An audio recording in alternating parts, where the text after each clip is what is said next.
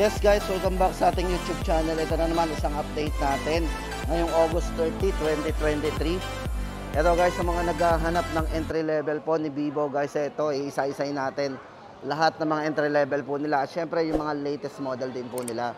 So yun guys, kung hindi ka pa nakasubscribe sa aking channel, so please subscribe para lagi po tayong updated sa mga video na aking upload. So yun guys, unahin na natin tong ito guys, price po nito is 5,999 lang. So ito guys ay 64 gig internal memory na with up to 1 terabyte po expandable storage. Yan.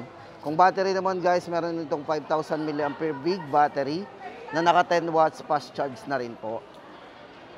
Then sa size ng screen guys, ito ay merong 6.51 na naka high definition plus. At maganda dito guys, meron siyang eye protection screen kung saan hindi mag-aano yung mata natin sa sakit kung habang nanonood tayo ng matagal dito.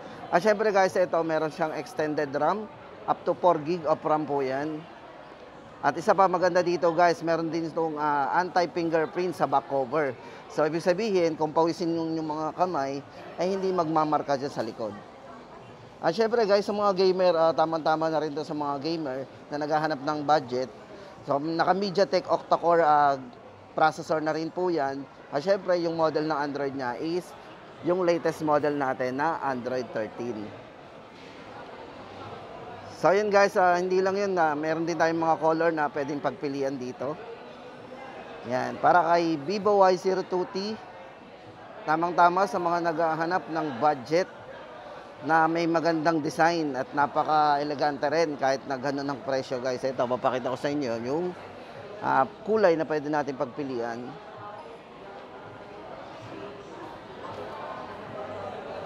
So yun guys, bukod dun sa hawak ko, ito po yung isang color natin na black.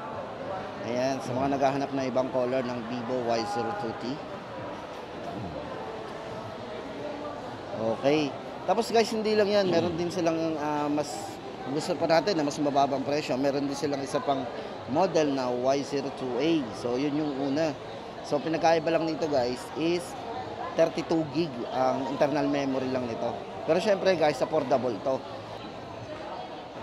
So yun guys ang update natin para sa Vivo Y02 sa mga naghahanap ng pinakamurang phone ni Vivo. Yan, 4,999.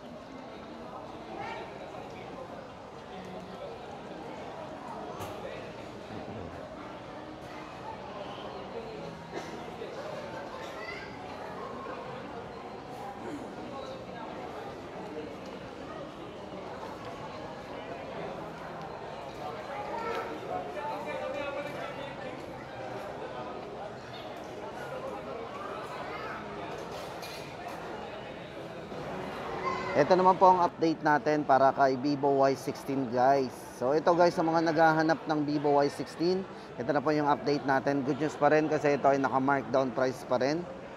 From 7,999 para doon sa kanyang 4 gig 64. Ano na lang po yan? 6,499. At para naman doon sa 4 gig 128, ito po ay 7,499 na lang.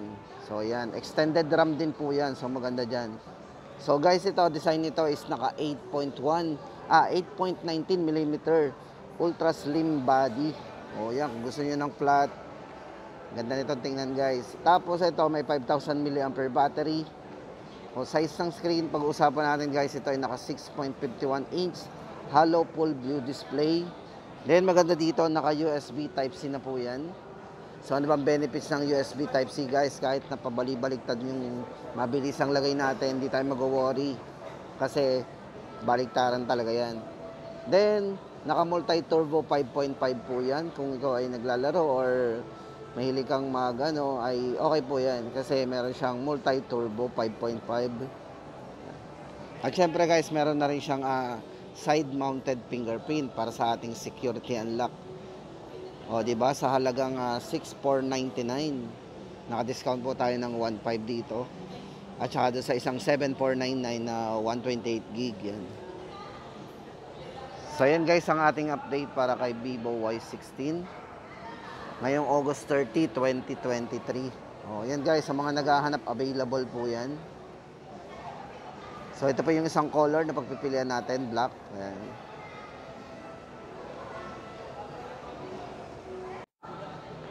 At yan guys, ang ating update para sa kay Vivo Y16. O yan guys, magmadali tayo, abot pa tayo sa kanilang mga naka-sale. At ito naman guys, ang update natin kung naghahanap ka ng B27E. So guys, to latest pa rin nila to. So maganda dito kay B27E guys, yung kanyang camera, yung design, napaka-flat po ng design nito. Ito guys, check natin, ito ay merong Aura Portrait algorithm. Then naka 120Hz sunlight AMOLED display po yan. So kung mapapansin nyo, napaka-tingkad at buhay na buhay, vivid, truth. Yan, so yung kanyang display. Then ito guys ay merong 8GB RAM, 256GB internal memory. So extended RAM pa po yan ng up to 8GB. So meron siyang additional 8GB RAM, so magiging 16GB RAM yan. So sa camera guys, meron itong 64 megapixel with OIS, ultra sensing camera po yan. So maganda dito guys, dalawa yung gumagana sa kanya. Meron siyang OIS at meron din siyang EIS na dual ultra stabilization. So yun ang isang ma-appreciate mo doon sa kanilang bago na B27E. Yan. Tapos guys, ito price natin dito kay B27E is 16,999.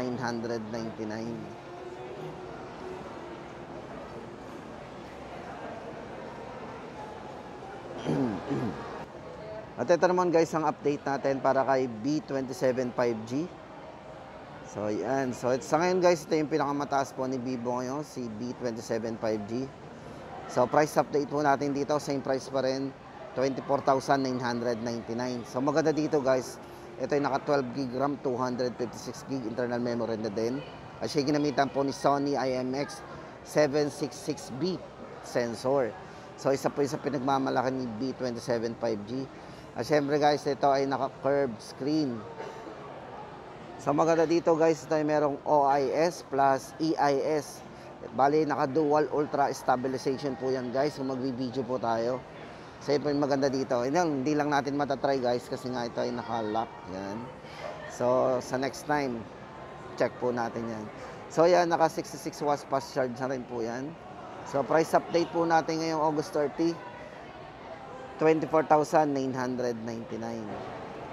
Ito guys, silipin natin ang camera nito kung gaano kalinaw. Check po natin ang camera ng B27 5G. So yan, isa po sa pinakamagandang ano nito is yung kanyang camera talaga. Ayan. Sobrang linaw.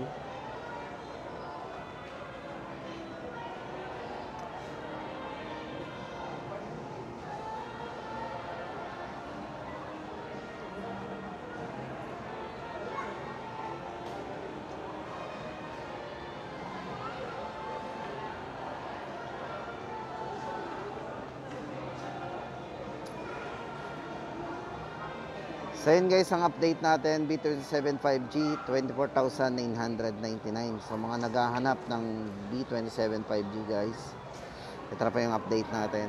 At syempre guys, ito may bagong labas din si Vivo. So ito pa yung bagong labas si Vivo ngayon guys, sa Vivo Y27. So guys, ito affordable din to. Ito ay 8,999 lang. So ito guys, basahin natin mabilis yung kanyang parameter. So yung kanyang specs, naka 44 watts fast charge po yan. Naka RAM booster din po ito. Then naka IP54 dust and water resistant po yan. Then meron din siyang extended RAM, 6 plus 6 GB of RAM na naka 128 po ang internal memory nito. 5,000 mAh battery din. So ulitin natin ang price nito guys, 8,999 lang. So ito, very affordable din po yan. So ayan guys, ang ating update ngayon para sa mga model ni Vivo ngayon, August 30, 2023. Yan, babalik po tayo dito once na meron tayong makitang mga pagbabago guys. Update ko ulit kayo.